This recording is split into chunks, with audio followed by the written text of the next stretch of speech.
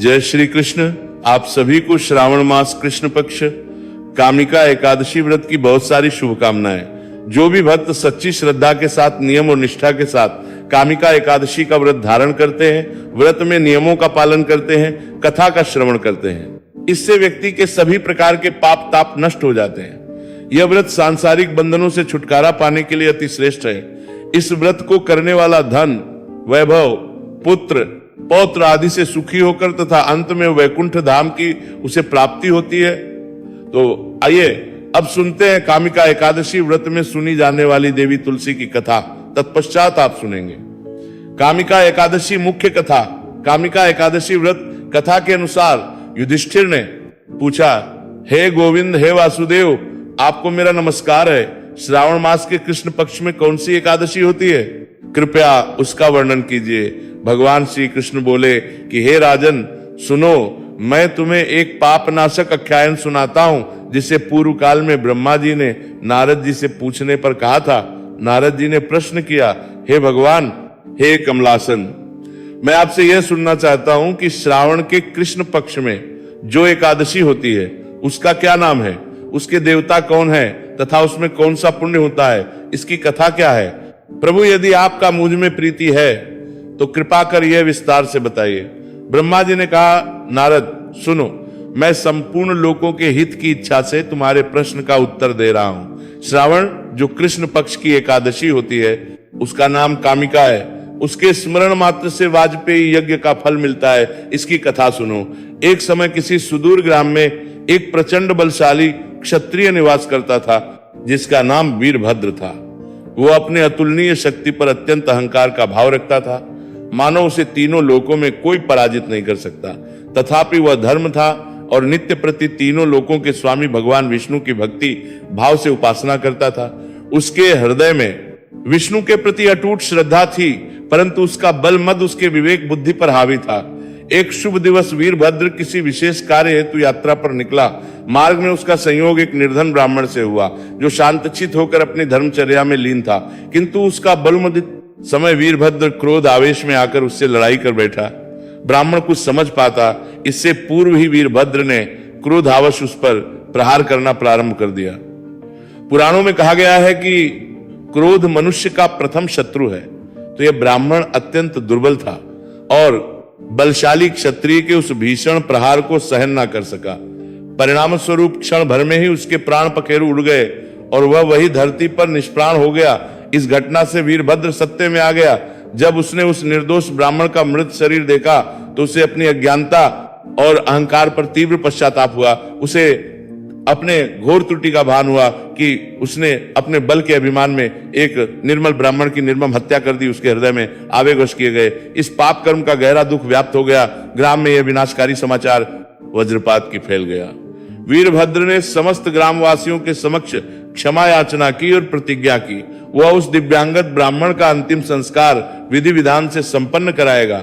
उसने ब्राह्मण के श्राद्ध कर्म का संकल्प लिया और समस्त ग्रामवासियों को भोजन हेतु आमंत्रित किया, किंतु वीरभद्र के इस प्रायश्चित यज्ञ में किसी ने भी सहयोग नहीं किया।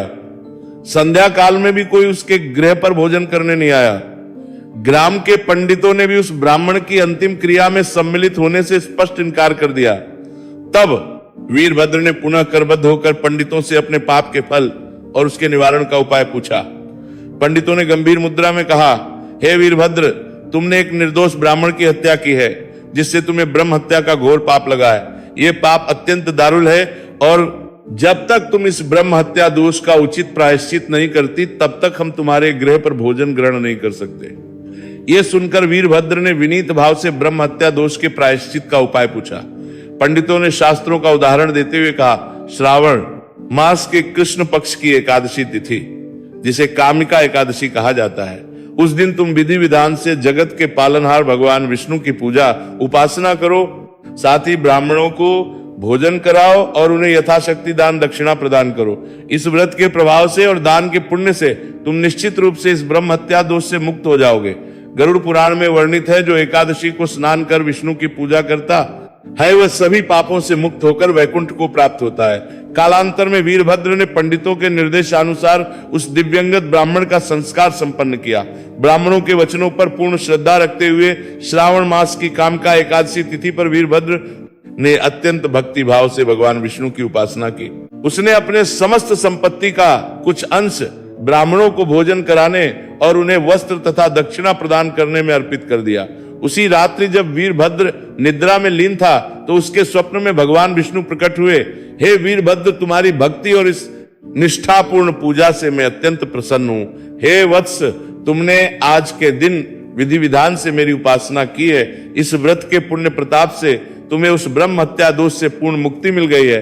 अब तुम अपने जीवन में धर्म और शांति के मार्ग पर अग्रसर हो। भगवान विष्णु के दर्शन और उनके आशीर्वचनों से वीरभद्र का हृदय शांत और पवित्र हो गया। दिन के पश्चात जो क्रोध वीरभद्र था वो एक सज्जन व्यक्ति बन गया। उसने ना तो किसी से लड़ाई झगड़ा किया और ना ही किसी को प्रताड़ित किया। उसके व्यवहार में ऐसा परिवर्तन देखकर उसके गांव के वासी अब उसके मित्र बन गए और सभी प्रेम तथा सौहार्द से रहने लगे। इस प्रकार अहंकार से उपजा पाप प्रायश्चित और भक्ति के बल पर समाप्त हुआ और वीरभद्र ने एक नवजीवन प्राप्त किया। काल में फिर वह मृत्यु के बाद वैकुंठ हो गया। इतना कहने के बाद आगे ब्रह्मा जी ने कहा, हे नारद, इस कामिका एकादशी के दिन श्री हरि विष्णु की माधव मधुसूदन आदि नामों से भगवान का पूजन करना चाहिए। भगवान श्री विष्णु के पूजन से जो फल मिलता है वह गंगा, काशी तथा पुष्कर क्षेत्र में भी सुलभ नहीं है। सिंह राशि के बृहस्पति पर होने पर तथा और दंड से गोदावरी स्नान से जिस फल की प्राप्ति होती है वही फल भगवान श्री कृष्ण के पूजन से भी मिलता है, जो समुद्र और वन सहित समूची पृथ्वी का दान करता है तथा जो कामिका एकादशी का व्रत करता है वे दोनों समान फल के भागी माने जाते हैं। जो ब्याही हुई गाय को बछड़े सहित अन्य सामग्रियों सहित दान करता है उस मनुष्य को जिस फल की प्राप्ति होती है वही फल कामिका एकादशी का व्रत वाले को मिलता है। जो नर श्रेष्ठ श्रावण मास में भगवान श्रीधर का पूजन करता है उसके द्वारा गंधर्वों और नागों सहित संपूर्ण देवताओं की पूजा हो जाती है। अतः पाप से घिरे हुए मनुष्य को यथाशक्ति पूरा यत्न करके कामिका एकादशी के दिन श्री हरि का पूजन करना चाहिए। जो पाप रूपी पंख से भरे हुए संसार समुद्र में डूब रहे हैं उसका उद्धार करने के लिए कामिका एकादशी का व्रत सबसे है। अध्यात्म विद्या परायण पुरुषों को जिस फल की प्राप्ति होती है उससे अधिक फल कामिका एकादशी व्रत का सेवन करने वालों को मिलता है। कामिका एकादशी का व्रत करने वाला मनुष्य रात्रि में जागरण करके ना तो कभी भयंकर यमदूत का दर्शन करता है और ना ही कभी दुर्गति में पड़ता है। लाल मणि मोती हुए दुरी और मूंगे आदि से पूजित होकर भी भगवान विष्णु वैसे संतुष्ट नहीं होते जैसे कि तुलसी दल से पूजित होने पर होते हैं। जिसने तुलसी की मंजरियों से श्री केशव का पूजन कर लिया उसके जन्म भर का पाप निश्चय ही कट जाता है। जो दर्शन करने पर सारे पाप समुदाय का नाश कर देती है, स्पर्श करने पर शरीर को पवित्र बनाती है, प्रणाम करने पर रोगों का निवारण करती है, जल से सींचने पर यमराज को भी भय पहुंचाती है, आरोपित होने पर भगवान श्री कृष्ण के समीप ले जाती है और भगवान के चरणों में चढ़ाने का मोक्ष रूपी फल प्रदान करती है। उस तुलसी देवी को मेरा नमस्कार है। जो मनुष्य एकादशी को दिन या रात में दीपक दान करता है उसके पुण्य की संख्या चित्रगुप्त भी नहीं जानते। एकादशी के दिन भगवान श्री कृष्ण के सम्मुख जिसका दीपक जलता है उसके पितर स्वर्गलोक में स्थित होकर अमृतपान से तृप्त होते हैं। घी या तिल के तेल से भगवान के सामने दीपक मनुष्य के देह त्याग के पश्चात करोड़ों दीपकों से पूजित हो स्वर्गलोक में जाते हैं। भगवान श्री कृष्ण कहते हैं, हे युधिष्ठिर, ये तुम्हारे सामने मैंने कामिका एकादशी महिमा का वर्णन किया है। कामिका सब पातकों को हरने वाली अतः मनुष्यों को इसका व्रत अवश्य करना चाहिए। ये स्वर्गलोक तथा महान पुण्य फल प्रदान करने वाली है। जो मनुष्य श्रद्धा के साथ इसका महात्म्य श्रवण करता है या का है वह सब पापों से मुक्त हो श्री विष्णु के लोक में जाता है। तो प्रेम से बोलिए ओम नमो भगवते वासुदेवाय नमः। प्रिय भक्तों, आइए अब श्रवण करते हैं नमः प्रिय भक्तों, नमः प्रिय भक्तों, नमः प्रिय भक्तों। सभी मनोकामनाओं को सिद्ध करने वाली भगवान विष्णु की परम प्रिय तुलसी माता की कथा, इस कथा को सुनकर ही व्रत का पूर्ण फल प्राप्त होता है। एक गांव में एक बुजुर्ग महिला रहा करती थी। वह बहुत ही पूजा पाठ करती थी। वह रोज तुलसी माता की पूजा करती थी और वो बुजुर्ग मैया रोज तुलसी माता से कहती, हे तुलसी माता, सत की दाता, मैं तेरा बिड़ला सींचती हूँ, तुम मुझे बहू दे, पीतांबर की धोती दे, मीठा मीठा घास दे, बैकुंठ में वास दे, चटक की चाल दे, पटक की मौत दे, चंदन का काठ दे, रानी सा राज दे, दाल भात का भोजन दे, ग्यारस की मौत दे और कृष्ण जी का कंधा दे। वो बूढ़ी मैया हर महीने में तुलसी माता की रोज पूजा करती और के बिडले को रोज सींचती। तुलसी माता बुजुर्ग मैया की बात को सुनकर धीरे धीरे सूखने लगी। तभी भगवान श्री कृष्ण जी ने देखा कि तुलसी माता सूख रही है, और तभी एक दिन भगवान श्री कृष्ण तुलसी माता के सामने प्रकट हुई और भगवान श्री कृष्ण जी ने तुलसी माता से पूछा, हे तुलसी, तुम क्यों सूख रही हो? सभी महिलाएं तुम्हारी पूजा करती हैं और उनको रोज सींचती है, लेकिन फिर भी तुम सूखती जा रही हो, इसका क्या कारण है? जिसके बाद तुलसी माता ने भगवान श्री कृष्ण जी से कहा कि हे प्रभु, एक बुजुर्ग महिला मेरे पास रोज आती है और रोज एक ही बात बोलती है, हे तुलसी माता सबकी दाता, मैं तेरा बिडला सींचती हूं तो तुम मुझे बहू दे, पीतांबर की धोती दे, मीठा मीठा घास दे, बैकुंठ में वास दे, चटक की चाल दे, पटक की मौत दे, चंदन का काठ दे, रानी सा राज दे, दाल भात का भोजन दे, ग्यारस की मौत दे और कृष्ण जी का कंधा दे। प्रभु, मैं उस बुजुर्ग महिला की सारी मनोकामनाएं पूरी कर सकती हूँ, लेकिन उसकी एक मनोकामना पूरी नहीं कर सकती। मैं कृष्ण जी का कंधा कहां से दूंगी? भगवान श्री कृष्ण जी तुलसी माता की बात सुनकर जोर जोर से हंसने लगे और फिर भगवान श्री कृष्ण जी ने तुलसी माता से कहा कि हे तुलसी, तुम चिंता मत, जब वह बुजुर्ग महिला की मृत्यु होगी तब मौके पर मैं और आप ही कंधा देंगे। सुबह जब वो पूजा करने आए तब कह देना कि सब कुछ मिल जाएगा। कुछ दिनों बाद वो बूढ़ी मैया ठोकर खाकर रास्ते में गिरकर मर गई। पूरे गांव के सभी लोग आए और उस मैया को सभी लोग धर्मात्मा मानते थे। उसको तुलसी जी की डोकरी कहते थे, अर्थात भक्ति कहते थे। उसके परिवार कोई नहीं था, इसीलिए गांव वालों ने ही उसके अंतिम संस्कार करने की योजना बनाई और उसे नहलाकर जब वो कुंठी पर बैठाने के लिए उसे उठाने लगी तो उसका अमृत शरीर इतना भारी हो गया था कि उसे कोई उठा नहीं पाया। ये सब देखकर वहां के सभी लोग तरह तरह की बातें करने लगे और कहने लगे कि ये माई तो इतना पूजा पाठ करती थी, हर समय माला फेरती थी, इसीलिए ये इतनी भारी हो गई। वहीं दूसरे गांव में चर्चा होने लगी कि डोकरी माई कोई भक्ति नहीं थी, वह तो छल कपट करने वाली ढोंगी थी। हम जिसे धर्मात्मा समझती थी वह तो पापी है जो किसी से भी नहीं उठ रही। ये किसके कर्मों की सजा है? इधर भगवान ने सोचा मेरे भक्त की निंदा हो रही है, इसीलिए भगवान ने बूढ़े ब्राह्मण का वेश धारण करके वहां पर आए और वहां लोगों से पूछने लगे यहाँ पर इतनी भीड़ क्यों लगी है, जिससे लोग कहने लगे कि ये बूढ़ी माई मर गई है और पाप इतना था कि जिससे ये उठ नहीं पा रही है। सब लोग उठाकर थक गए। तब ब्राह्मण ने कहा मुझे एक बार बूढ़ी के कान में कुछ कहने दो, फिर देखो कैसे उठती है। तो सभी लोगों ने कहा आप भी प्रयास करके देख लीजिए। तब भगवान ने उसके कानों ने कहा, हे बूढ़ी माई देखो मैं आ गया। जो बूढ़ी माई पूजा करते समय सत्य कहती थी वही शब्द उसके कानों में कहने लगे, हे बुढ़िया माई तू बिडला सींचती है, मेरा मैं करूं निस्तार तेरा। हे बुढ़िया माई बहू ले बेटा ले, पोता ले पोती ले, लड्डू ले पीतांबर की धोती ले, गहना ले घी का गड़ा ले, मीठा मीठा खीर ले और दाल भात का भोजन ले, दौलत ले, तुलसी का पत्ता ले, मुंह में गंगा जल ले, ग्यारस के दिन चंदन का काठ ले, श्री कृष्ण जी का कंधा ले। इतना सुनते ही बुढ़िया माई हल्की हो गई। भगवान ने बोला आओ इसको उठाओ। भगवान ने हाथ लगाया तो बुढ़िया माई उठ गई। सबको बड़ा आश्चर्य हुआ। उसे खूब धूमधाम से ले जाया गया। भगवान उसे अपने कंधे पर ले गए। पूरे गांव में इसकी चर्चा होने लगी। जिस उसको मुक्ति मिल गई वो बैकुंठ में चली गई। सब लोग देखते रह गए। सभी लोग ने देखा शमशान घाट तक तो ब्राह्मण साथ ही आया था, लेकिन अब वो दिखाई नहीं दे रहा। इससे लोगों को समझ में आ गया वो कोई और नहीं, स्वयं भगवान ही बूढ़े ब्राह्मण के रूप में आए थे। तो बोलिए श्री राधा कृष्ण भगवान की जय, बोलिए श्री तुलसी शालिग्राम भगवान की जय। प्रिय भक्तजनों, अब आप श्रवण करेंगे एकादशी के दिन सुनी जाने वाली एकादशी माता की कथा। यह कथा सुने बिना व्रत कथा अधूरी मानी जाती है, तो इसे पूरा अवश्य सुनिएगा। एक बार एक बूढ़ी माँ ने एकादशी का व्रत रखा, बड़ा ही भाव भक्ति से पूजा अर्चना की। उन्हें वृद्धावस्था में क्या बाधा थी, वो तो अपने पुत्र पौत्रों की सुख सुविधा के लिए व्रत किया करती थी।